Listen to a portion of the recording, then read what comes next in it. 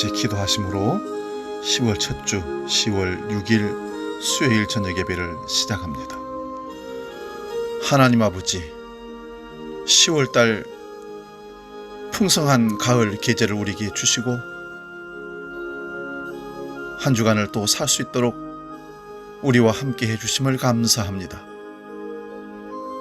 하루 일과를 마치고 조용한 이 밤에 하나님 앞에 마음의 무릎을 꿇고 나아가는 믿음의 사람들이 있습니다. 오늘 주님을 향해서 나아가는 그 마음 가운데 믿음 있게 하시고 그 시간에 하늘 은총으로 가득 차는 복된 시간으로 역사하여 주시옵소서. 세상이 혼란스럽고 요란할지라도 여전히 하나님을 바라보는 믿음이 뜨겁게 하시고 주 예수 그리스도의 은혜가 날마다 우리 삶 가운데 펼쳐져 나가는 복음의 계절이 되게 하여 주시옵소서. 주님 재림하여 다시 오실 때 내가 어디서 믿음 있는 자를 보겠느냐 할 때 우리가 여기 있습니다. 믿음을 보일 수 있는 능력 있는 그리스도인으로 우리를 이끌어 주옵소서. 오늘 3일 밤 가정에서 교회에서 예배하는 모든 성도들 성령 안에서 서로 교통하게 하시고 하늘 은총을 함께 누리는 은혜의 시간으로 역사하여 주시옵소서. 이 시간도 우리가 하나님께 찬송하며 기도하며 간구하며 나아갈 때에 들으시고 응답으로 역사하여 주옵소서. 예수 그리스도의 이름으로 기도하옵나이다. 아멘.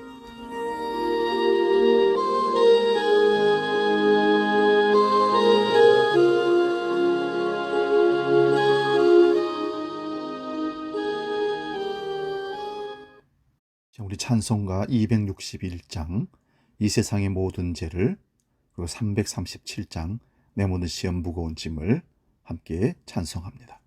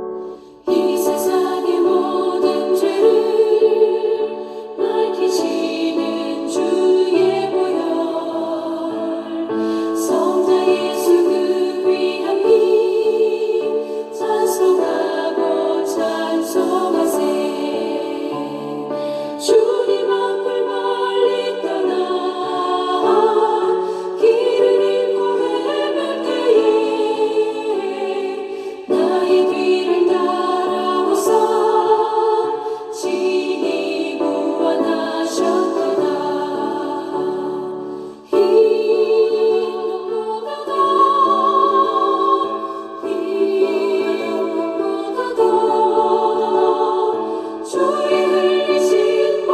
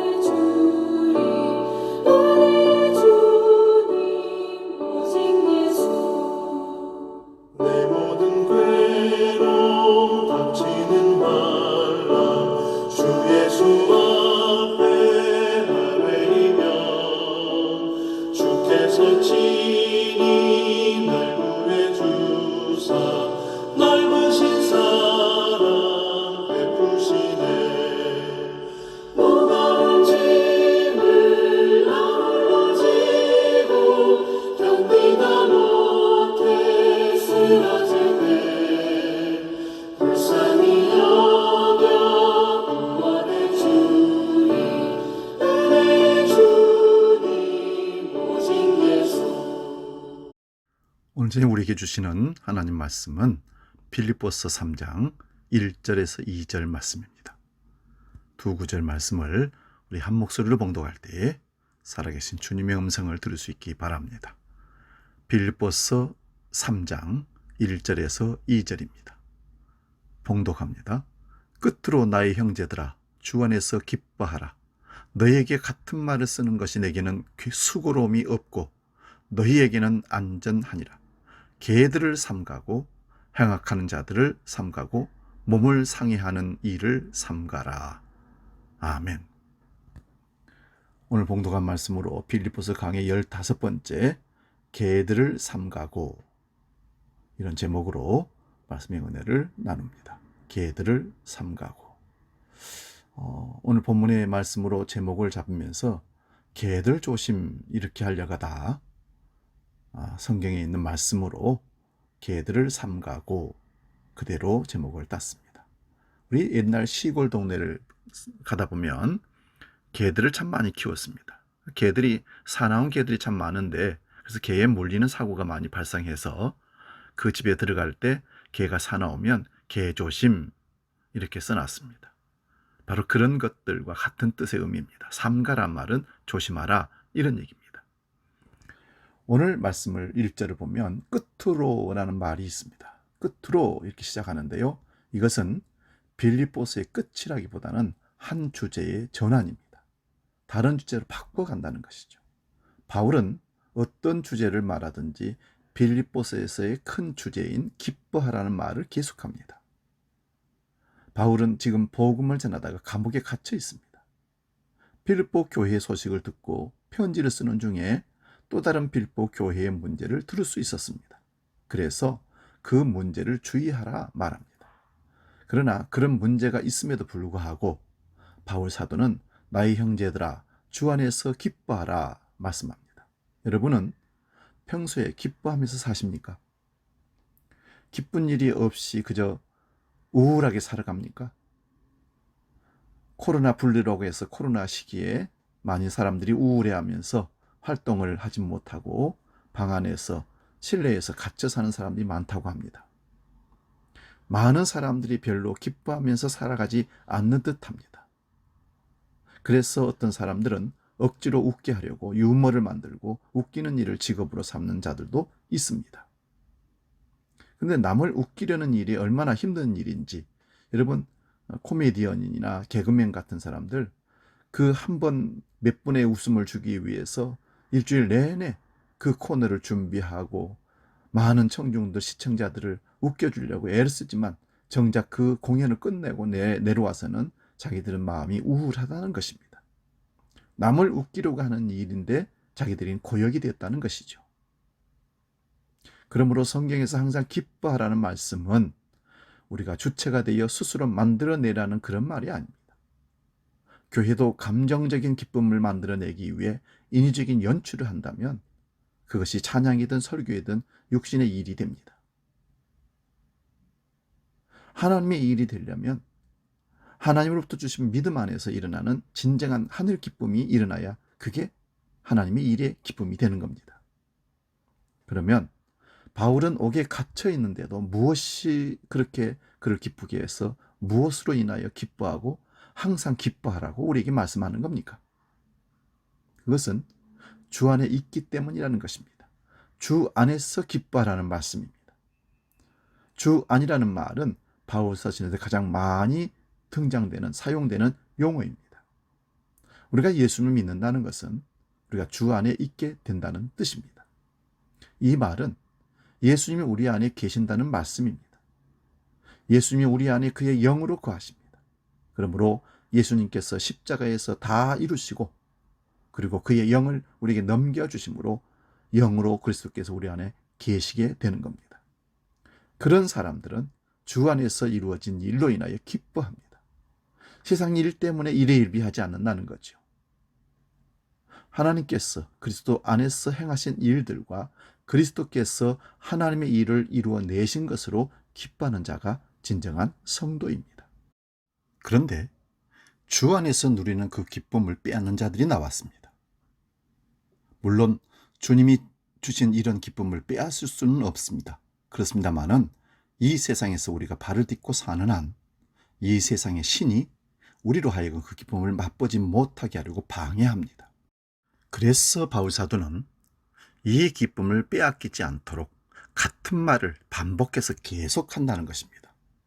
이 같은 말을 쓴다는 것은 어떤 자들이 십자가의 원수인지를 밝히면서 이미 빌립보에서 복음을 전하면서 말했을 그 말씀들을 다시 반복해서 끄집어서 다시 던지는 겁니다. 이렇게 자꾸 수고하고 반복하는 것은 오히려 그것을 통해서 너희에게는 안전하다는 것을 말하는 겁니다. 중요한 것은 반복이 여러 가지 위험과 원수들에게 넘어가지 않도록 우리를 견책해서 깨어서 바로 정신을 차리고 살 수 있도록 신앙으로 이끌어주는 그런 수고로움이라는 것입니다. 본문 2절입니다. 개들을 삼가하고 행악하는 자들을 삼가하고 몸을 상해하는 일을 삼가라 합니다. 세모적 성경으로는 이렇게 해석을 해놨습니다. 개들을 조심하십시오. 악한 일꾼들을 조심하십시오. 살을 잘라내는 할례를 주장하는 자들을 조심하십시오. 바울사도가 조심하라고 하는 내용은 한 가지 일을 가지고 말하는 겁니다. 사도들이나 바울이 전한 복음은 유대인이나 이방인이나 오직 주 예수의 은혜로만 구원을 얻는다는 복음입니다. 은혜라는 것은 우리가 아직 연약하고 죄인 되어 있고 원수 되어 있을 때에 하나님의 아들 예수 그리스도의 십자가로 확증된 사랑을 선물로 주시는 겁니다. 이러한 복음을 받아서 믿고 믿음으로 기쁨으로 살아가는데 율법을 주장하는 사람들이 빌립보 교회에 들어온 것입니다. 빌립보 교회만이 아니라 이미 초대교회에 세워지는 곳곳마다 율법주의도 들어오고 영지주의도 들어오고 온갖 다른 복음들이 들어왔기에 바울사도는 이러한 다른 복음을 경계하면서 조심하라고 하는 것입니다. 이걸 통칭해서 개들을 삼가라 이렇게 하는 겁니다.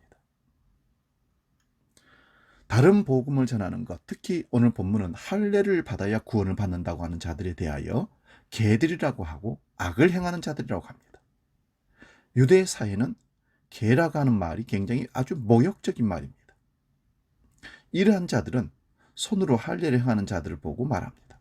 그런데 유대 사회에서 몸의 할례를 행하는 것이 모세 율법보다 앞선 아브라함에게 하신 언약이기에 율법주의자들은 아주 중요하게 여깁니다. 유대인들의 겉으로 드러나는 구별됨이란 안식일을 거룩하게 지키는 행위와 또 겉으로 드러난 몸에 표시하는 할례를 굉장히 중요시 여깁니다.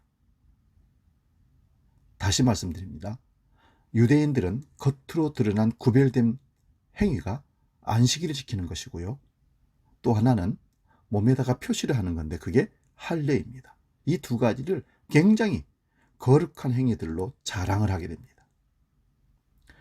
사울과 같은 왕은 전쟁에서 부상을 입었을 때 할례 없는 자의 손에 의하여 죽임당하느니 차라리 자기 부하에게 죽여달라고 부탁을 합니다.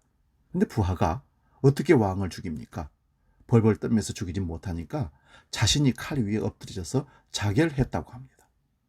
여기서 할례 없는 자의 손에 의하여 죽임을 당하느니 자살하는 것이 낫다고 여길 정도로 할례를 자긍심을 갖고 자랑하는 자들이 유대인들입니다. 그런데 바울사도도 태어난 지 8일 만에 할례를 받은 정통 유대인인데 왜 할례를 주장하는 자들을 개들이라고 하고 악을 행하는 자들이라고 하는 것입니까? 우리 창세기 17장 1절을 봅니다. 아브라함이 99세 때에 여호와께서 아브라함에게 나타나서 그에게 이르시되 나는 전능한 하나님이라 너는 내 앞에서 행하여 완전하라. 인간이 하나님 앞에서 완전할 수가 있습니까? 결코 완전할 수 없습니다. 그런데 왜 하나님은 아브라함에게 99세에 나타나셔서 나는 전능한 하나님이라 너는 내 앞에서 행하여 완전하라고 하는 겁니까? 이 말씀은 바로 앞에 창세기 16장 16절을 봐야 합니다. 창세기 16장 16절을 봅니다. 하갈이 아브라함에게 이스마엘을 낳았을 때 아브라함이 86세였더라. 아브라함이 사라에게서가 아니라 여종 하갈에게서 이스마엘을 낳은 나이가 86세입니다. 그러므로 13년을 지나서 하나님께서 아브라함에게 나타나셔서 너는 내 앞에서 행하여 완전하라고 합니다. 여기서 아브라함의 생애를 간략하게 말씀을 드립니다. 아브라함이 갈대아 우르에서 나고 자랐습니다. 그때 하나님께서 그를 부르셨죠. 근데 몇 세에 하나님의 부름을 받았는지는 성경에 나오지 않습니다. 그런데 갈대아 우르에서 하란까지는 데라가 주도하며 이끌어 떠났습니다. 데라는 아브라함의 아버지죠. 데라가 인도하여 하란까지 왔지만 더 이상 떠나지 못하고 머물러 있다가 데라가 하란에서 죽습니다. 하란에서 하나님께서 아브라함을 다시 부를 때 나이가 75세였다라고 창세기 12장 5절에 기록합니다. 그리고 하란에서 가나안 땅에 들어왔는데 흉년이 들게 됩니다. 그래서 아브라함은 이집트로 내려갑니다. 애굽이죠. 애굽으로 가면서 자기 아내를 여동생이라고 합니다. 그렇게 한 이유는 자기 아내를 빼앗기더라도 자기 목숨은 보존하겠다라는 얄팍한 남자 같지 않는 속셈이 있었던 겁니다. 그런데 진짜로 바로 왕의 신하들이 아브라함의 아내 사라를 멋있고 이쁘다는 것을 보고합니다. 왕에게. 그러자 왕이 자기 아내를 삼으려고 그를 데리러 오랍니다. 그때 아브라함은 그 대가로 많은 재산을 받았습니다. 이런 모습은 아브라함의 믿음이 하나도 없는 치졸한 한 남자의 모습인 겁니다. 그런데 그날 밤에 하나님은 바로 왕을 책망하게 됩니다. 그래서 바로 왕이 아브라함에게 아내를 다시 돌려줍니다. 아브라함은 이런 일을 경험하면서 자신을 부르신 하나님이 누구신지를 조금씩 알아갑니다. 그리고 자기 조카 롯을 구해오면서 멜기세덱의 축복을 받음으로 여호와 하나님께서 어떤 분이신지를 더욱 깊이 알게 되지요. 하나님은 말씀하시고 이루시는 분이라는 사실을 아브라함이 드디어 믿게 된 겁니다. 우리 창세기 15장 6절 말씀 봅니다. 아브라함이 여호와를 믿으니 여호와께서 이를 그의 의로 여기시고 하나님께서 아브라함에게 내가 너의 방패요 지극히 큰 상급이라고 하십니다. 그러자 아브라함은 자기에게는 자식이 없는데 무슨 상이 있느냐며 그저 자기 집에서 기른 종이 자기의 상속자가 될 것이라고 합니다. 그러나 하나님은 아브라함 네 몸에 날 씨가 네 상속자가 될 것이라고 하면서 네 씨가 하늘의 별처럼 많을 것이라고 하시자 아브라함은 그 하나님의 약속을 믿었다고 합니다. 하나님께서 씨를 주신다는 약속을 믿는 아브라함을 그때 하나님은 의롭다고 해주십니다. 아브라함은 게르론에서 수십 년을 살았습니다. 그런데 아직 아이가 생기지 않았습니다. 그런데도 하나님께서 씨를 주신다고 하자 그가 믿고 계속 기다렸던 것입니다. 이러한 믿음은 지금까지 간략하게 살펴본 대로 아브라함에게서 나온 것이 아니라 하나님께서 그런 믿음을 주신 겁니다. 그래서 믿음을 우리는 선물이라고 합니다. 왜냐하면 우리가 노력해서 원해서 갖는 믿음이 아니라 하나님이 믿도록 믿음을 우리에게 부어주심으로 받는 선물이기 때문에 선물이고 은혜라고 얘기하는 겁니다. 그런데 아브라함이 그 씨에 대한 믿음의 결론은요, 그리스도라는 사실이 신약에 밝혀지고 있습니다. 그런데 씨에 대한 약속을 받고서 아무리 기다려도 아브라함에게 자식이 생기지 않자 사라가 마음이 급해졌습니다. 그래서 자기 여종 하갈을 아브라함에게 내어주면서 그를 통해서 씨를 받게 합니다. 그래서 낳은 아들이 이스마엘입니다. 이스마엘을 낳은 후에 하나님께서 13년 동안 아브라함에게 나타나지 않으시다가 아브라함이 99세 때에 드디어 하나님께서 나타나셔서 말씀하십니다. 너는 내 앞에서 행하여 완전하라고 합니다. 이 말씀은 너는 왜 나의 약속을 믿지 못하고 너의 혈과 육의 능력으로 자식을 낳았냐고 하신 책망이 너는 내 앞에서 행하여 완전하라고 하신 것입니다. 그러므로 하나님의 약속을 믿는 것이 하나님 앞에서 완전하게 행하는 것입니다. 그렇게 말씀하시고는 아브라함에게 할례를 행하라고 하나님 명령하십니다.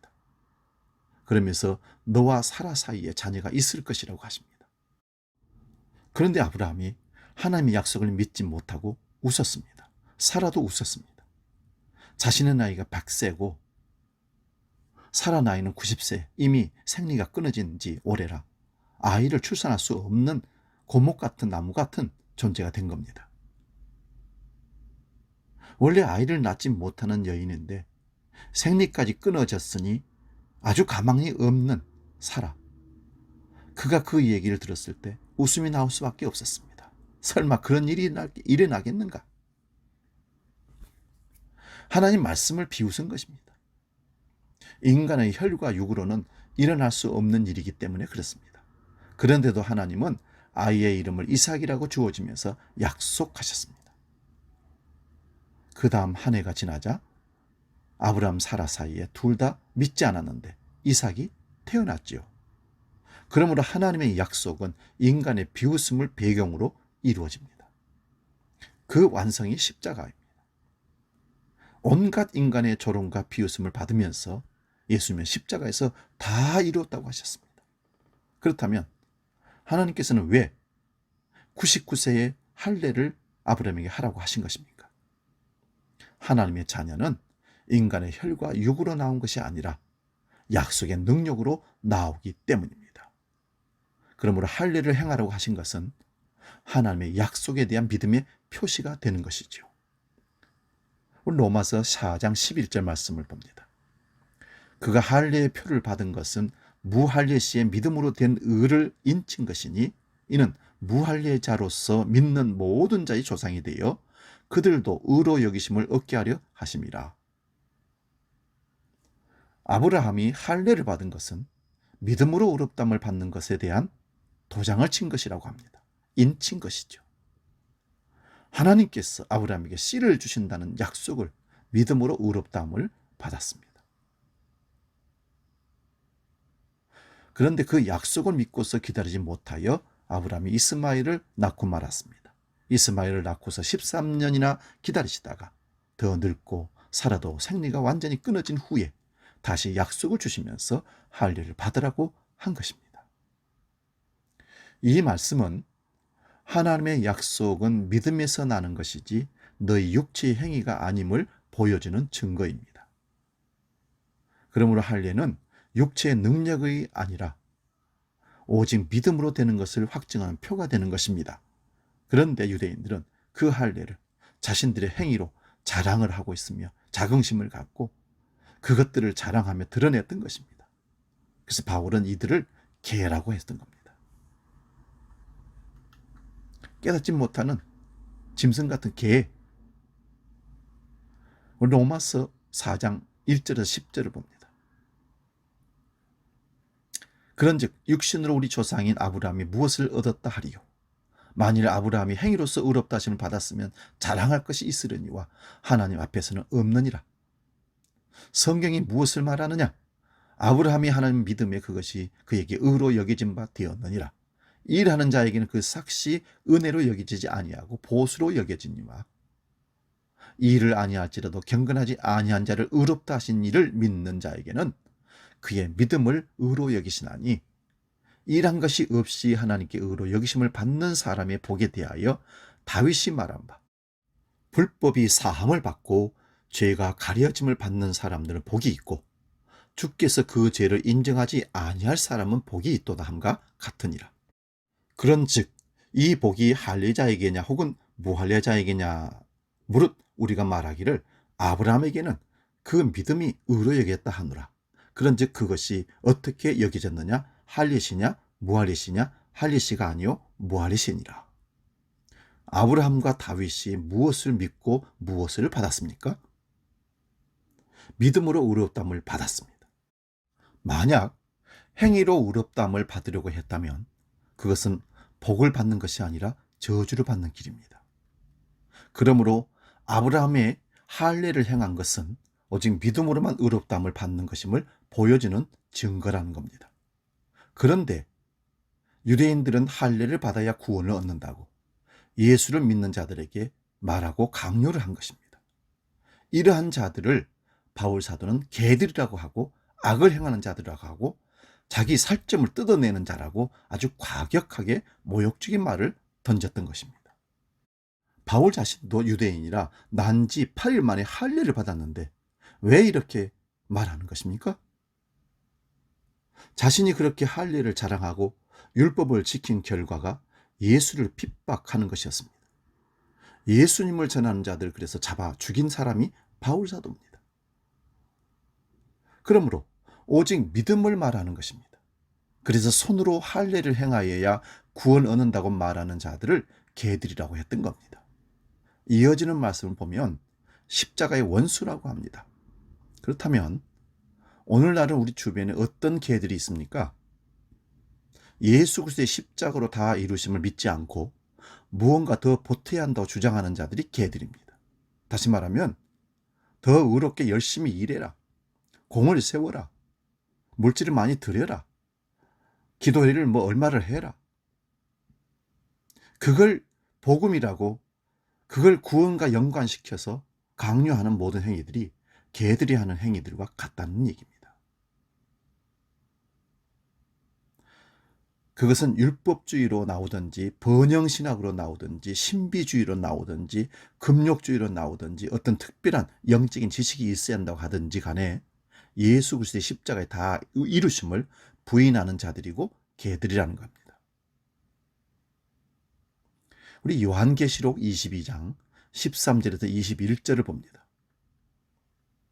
나는 알파요 오메가요 처음과 마지막이요 시작과 마침이라.